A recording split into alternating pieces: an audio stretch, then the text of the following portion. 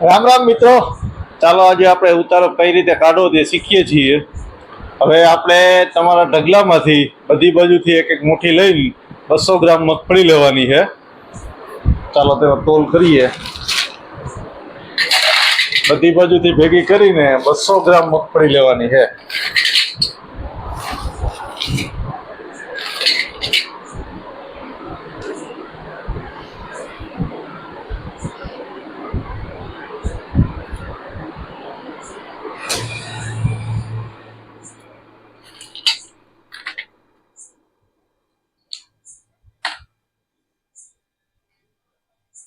જો મિત્રો 200 ગ્રામ મગફળી લેવાની છે. 200 ગ્રામ મગફળી લઈને તેના આપણે દાણા ફોલવાના છે.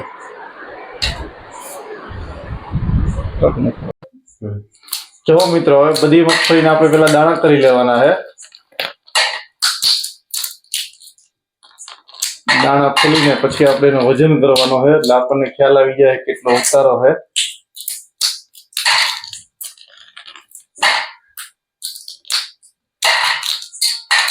આ 39 નંબર મગફળીનો આપણે ઉતારો કાઢીએ અત્યારે. નવી મગફળી હવેશભાઈ ઊંધાની છે ને.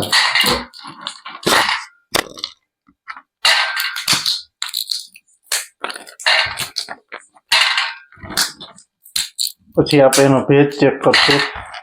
પેલા બધા દાણા કરી લઈએ. દાણા બહુ મોટા હોય. દાણા મગફળી સારી છે, 39 નંબર છે ને.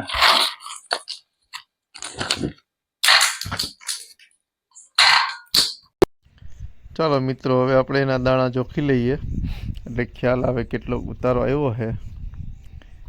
દાણા કાંટા ઉપર નાખીને એને જોખીએ, પછી બતાવીએ કેટલો ઉતારો છે. જો મિત્રો, આપણે 200 ગ્રામ મગફળીમાંથી આટલો ઉતારો આવેલો છે. અમારી ભાષામાં 38 ગ્રામનો ઉતારો કહેવાય. બીજે ઘણી જગ્યાએ એને 14.5નો ઉતારો કહીએ, 13.80નો. હવે ઉતારો તો આવી ગયો છે. ચાલો એને હવે હવા માપી લઈએ, કેટલી હવા છે.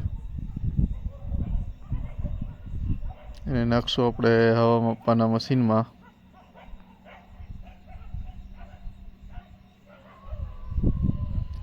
જો મિત્રો, હવા પણ 7.3 છે.